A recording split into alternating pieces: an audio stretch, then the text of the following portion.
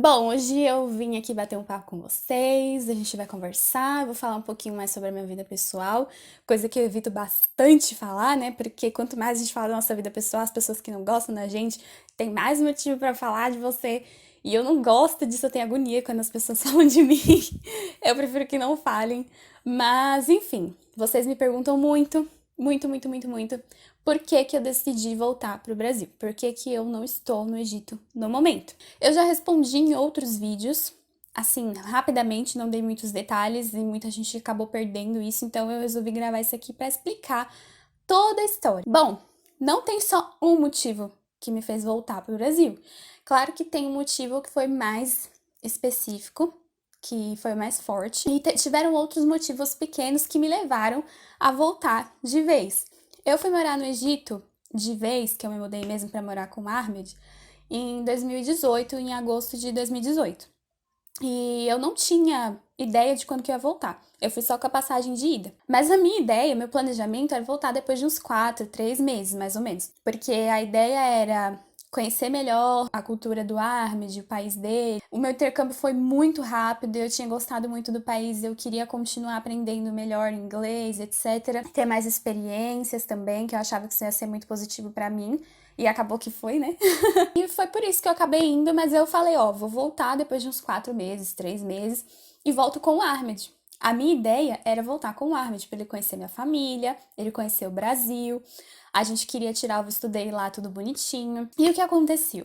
Passou mais ou menos uns 3 meses, o Ahmed finalmente conseguiu o certificado dele da universidade, que ele tinha concluído a universidade.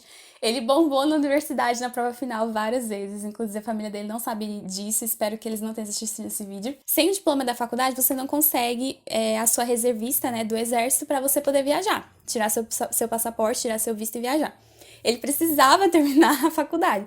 Ele nem tava estudando mais, ele ficou tipo um ano, fazia a prova, bombava, fazia a outra, bombava. Aí eu fiquei esperando ele refazer a prova em dezembro, que eu já tava lá depois de setembro, outubro, novembro, dezembro, 4 meses, ele conseguiu finalmente passar na bendita da prova e pegou o diploma dele. Aí assim que ele pegou o diploma, primeira coisa que ele fez, ele correu pro exército, pra base militar lá, pra ele se alistar.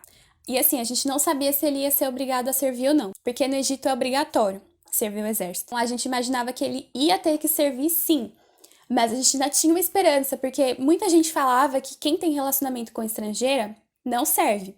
Não tem que ir, é liberado. Isso seria, tipo, um milagre. Então a gente ainda tinha essa esperança também. Que ele ia se alistar e que ele ia se livrar e a gente ia poder voltar para o Brasil juntos. Ele ia tirar o passaporte dele, o visto dele, tudo bonitinho, e íamos voltar juntos. Então eu falei, vale a pena eu ficar esperando um pouco mais, porque aí a gente já consegue voltar junto. A gente não queria se separar de novo, porque a gente já tinha se separado por 6 meses e foi muito ruim. Aí ele foi 359 mil vezes na base militar. Ele ia uma vez e mandava ele voltar daqui 10 dias. E a outra mandava voltar na semana seguinte. E a outra, só sei que ele foi, tipo assim, sem brincadeira, umas mais de 10 vezes ele foi e voltou. Cada vez que ele ia, a gente pensava que eles iam liberar ele. Ou que iam chamar ele de uma vez pra acabar com esse negócio, com essa espera. E passavam meses, e meses, ele ia e voltava. Ia e voltava.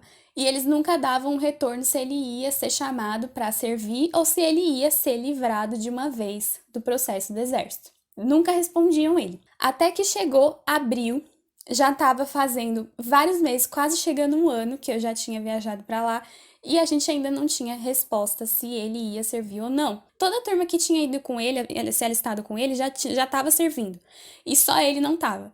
E a gente desconfiava que era por conta do nosso trabalho na internet, ou por conta do nosso relacionamento, que eles não gostam de ter uma pessoa servindo que tem contato com o estrangeiro.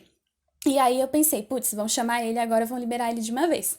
Aí ele foi até o exército e eles falaram, olha, você volta daqui 6 meses que a gente vai te dar a resposta. Não acredito. 6 meses. Ó, abril, maio, junho, julho, agosto, setembro, outubro.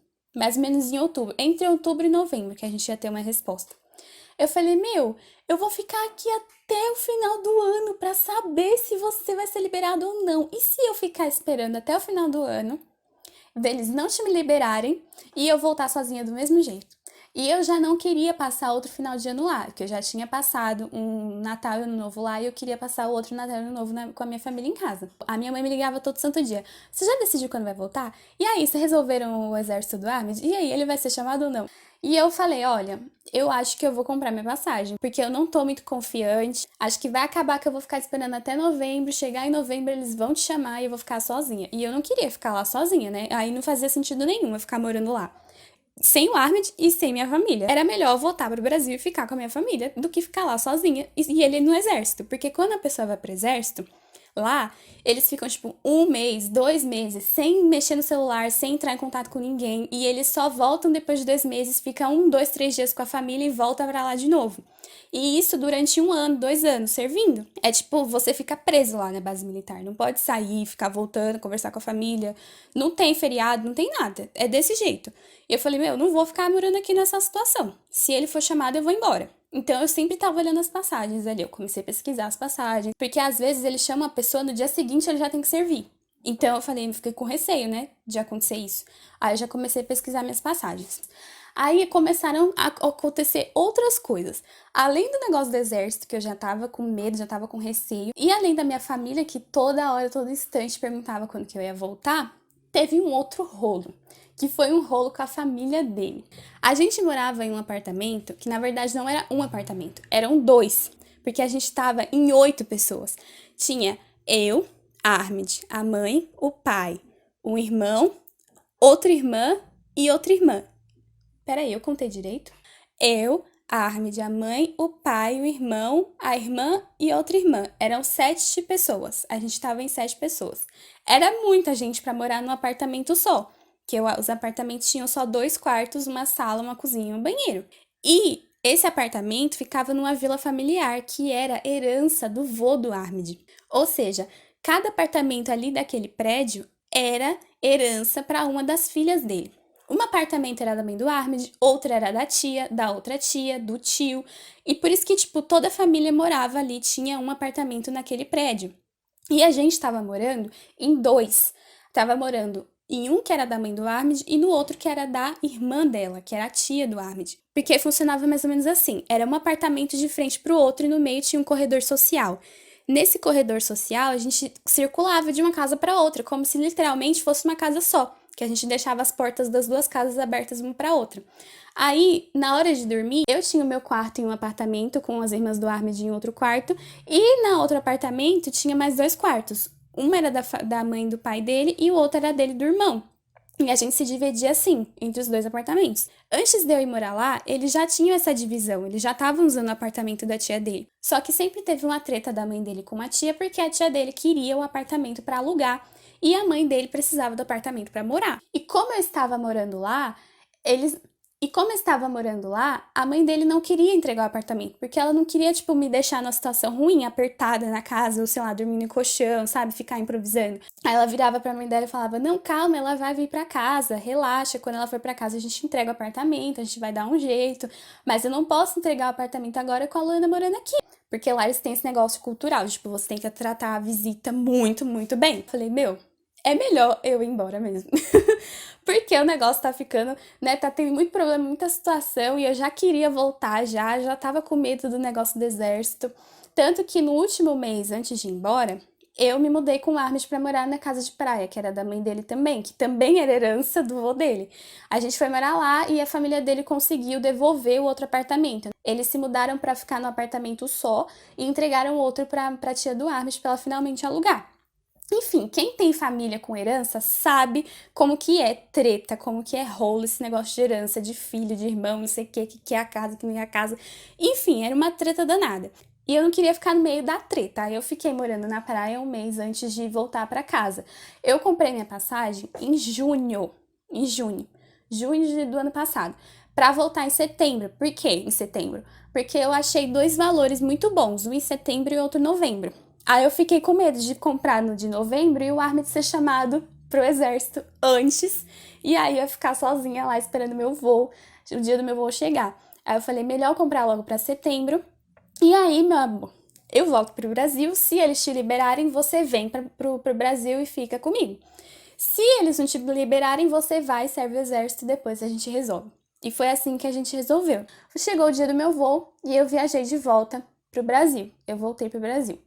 O Ahmed me levou em casa, a gente ficou uns dias lá, e aí ele me levou para o aeroporto, a gente se despediu e eu voltei para o Brasil, voltei para casa. Aí, inclusive, esse aqui que eu gravo todos os dias é o meu quarto, aqui na minha casa no Brasil, com a minha família. Eu moro com a minha mãe, meu pai e meu irmão. Meu irmão não fica muito aqui em casa, porque ele mora mais na casa da minha cunhada, que mora aqui perto. Então, agora na quarentena ele fica uma semana, tipo, na casa dela, uma semana aqui, uns dias aqui, e eu fico aqui com a minha mãe e meu pai. E o Ahmed tá morando no apartamento ainda, pequeno, eles estão se dividindo lá, tiveram que entregar um monte de imóvel, vender um monte de imóvel, enquanto o pai dele tá construindo apartamento novo. Inclusive, ele já me mandou vários vídeos. Vou pedir a permissão dele para mostrar. A casa tá ficando muito linda.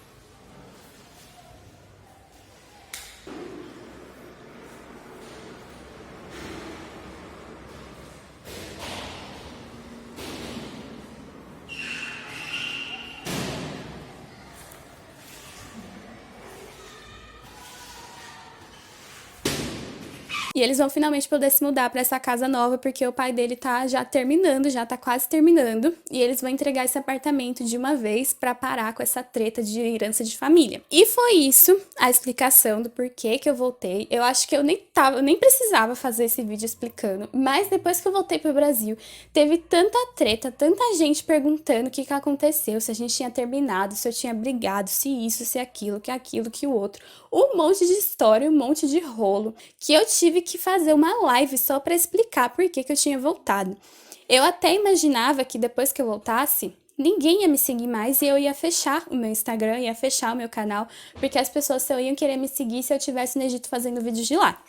Eu tinha isso na minha cabeça. Então, quando eu voltei, tipo, eu falei, nem vou mais fazer nada, nem vou postar mais nada, porque ninguém vai querer me seguir mais.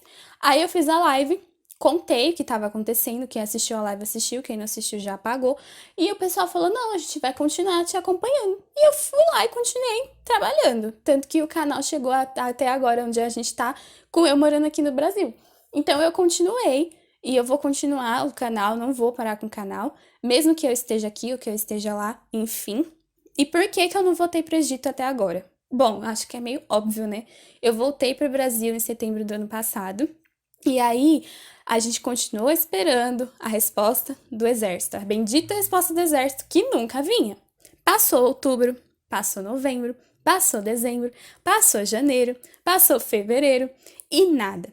A resposta só veio finalmente no finalzinho de março. O Ahmed foi lá na base militar e finalmente entregaram o certificado e falaram: você está livre do serviço militar.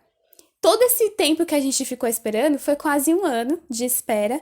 E foi como se ele tivesse servido, só que a diferença é que ele não teve que ir lá de fato servir, porque passou um ano para ele ter o certificado, aí ele já fez o passaporte correndo, a gente já tava vendo várias coisas, já tava pronta para comprar minha passagem para ir para lá, para fazer o visto dele. E aí o que aconteceu? Coronavírus. E aí começou todos os aeroportos do mundo fecharem, fechou o aeroporto do Brasil, fechou o aeroporto do Egito e falou simplesmente para todo mundo: você não vai viajar para lugar nenhum. Vocês não vão viajar coisa nenhuma. A gente já vai fazer um ano sem se ver. A gente se viu a última vez em setembro do ano passado, a gente já tá em julho. Daqui a pouco já tá completando um ano. E a pandemia ainda não acabou, a gente não sabe quando vai acabar. Os aeroportos no Egito já abriram? Abriram. Mas isso não significa que é seguro viajar. Eu mesma já fui infectada pelo porque meu pai foi trabalhar, pegou e passou para mim, passou para minha mãe. Foi horrível, foi muito ruim. O meu avô também pegou, ele quase morreu, ficou internado. Então eu sempre falo para todo mundo que se puder ficar em casa, fique em casa. Senão você vai trabalhar, usa máscara e álcool gel e não fica badernando com ninguém. Porque tem um monte de gente fazendo festinha, infectando a família, infectando o vizinho, infectando um monte de gente sem ter necessidade. Viajar não é coisa necessária, tipo, não é algo necessário na sua vida. Trabalhar, ir no hospital, sim, porque você precisa comer, você precisa viver, mas viajar não é. Então, enquanto eu puder evitar viajar nessa situação, eu não vou viajar. E eu também não quero que o Ahmed viaje por conta disso. A embaixada do Brasil ficou fechada há mó tempão, não dava para tirar visto para ele vir também, e ele ainda não tirou, ele só conseguiu fazer o passaporte, não conseguimos fazer o visto dele ainda por conta que fechou a embaixada, ficou um monte de coisa fechada, e a gente tá vendo como que vai fazer agora. A gente espera que acabe logo esse negócio de pandemia pra gente conseguir ver se eu vou lá ajudar ele a fazer o visto dele, ou se ele vem pra cá, tenta fazer o visto dele sozinho, ele já vem pra cá conhecer minha família e tudo mais. E é assim que a gente tá. E é por isso que eu voltei, por isso que agora você já tem uma resposta de tudo que aconteceu. Teve um outro vídeo que eu respondi perguntas aqui que vocês me fizeram, e alguém me perguntou por que que eu voltei. E eu falei que um dos motivos era polêmico. Não era polêmico, era uma brincadeira.